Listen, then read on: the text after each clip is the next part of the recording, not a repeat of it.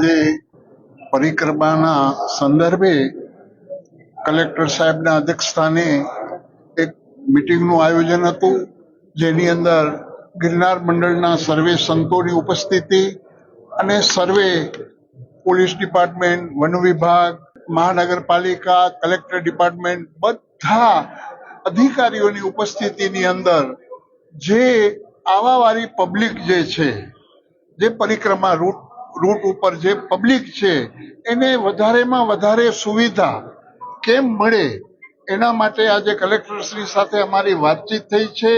અને બીજું ખાસ કેમ કે ઘણાના મગજમાં આજે એવું છે કે તારીખ 1 પરિક્રમા ચાલુ થશે અને 5 પૂરી થશે, તો પ્રભુ તારીખ 2 થી 5 4 દિવસ જ પરિક્રમા રહેશે, એનાથી આગળ કોઈ પરિક્રમા થવાની નથી. કેમ કે 11 થી પૂર્ણિમાનો જે મહત્વ છે 4 પડાવનો, એ પ્રમાણે જ પ્રભુ પરિક્રમા થશે.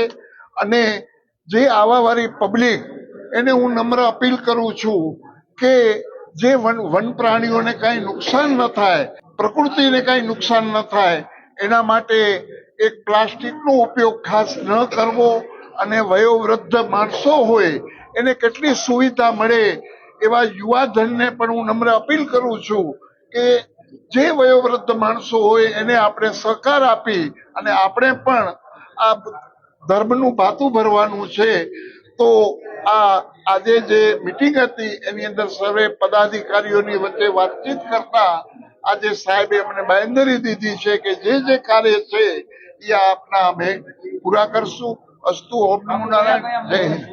વર્ષોથી ચાલતી આ પરંપરા જે લીલી પરિક્રમા કહેવાય, 2 ઓક્ટોબરથી 5 ઓક્ટોબર સુધી આ યાત્રા થવાની છે, ત્યારે એના ભાગરૂપે આજની કલેક્ટરની અધ્યક્ષતામાં આ મિટિંગ મળેલી. આમાં પદાધિકારી, સાધુ સંતો, સામાજિક સંસ્થાઓ બધા ઉપસ્થિત રહ્યા.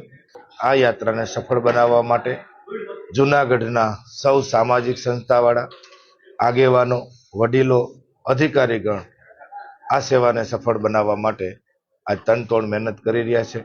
ત્યારે એમના ભાગરૂપે આજની આ મિટિંગમાં, સફળ મિટિંગમાં સૌ હાજર રહ્યા. જૂનાગઢની આ પવિત્ર યાત્રામાં હજારોની સંખ્યામાં લોકો સેવા કરવા આવતા હોય, લોકો જમાડવા આવતા હોય, અન્નછત્ર ચલાવતા હોય, કોઈને કોઈ સેવાઓ, છાશ પીવડાવતા હોય, કોઈ ચા પીવડાવતા હોય, એ બહારથી સેવા કરવા આવતા હોય સંસ્થાવાળા. ત્યારે કોઈ સ્ટોલ એવા ન આવી જાય કે ફંડફાળા ઉઘરાવવા માટેના સ્ટોલ લાગે. એના માટે મેં રજૂઆત કરી કે આવા કોઈ સ્ટોલને પરમિશન નહીં આપવી.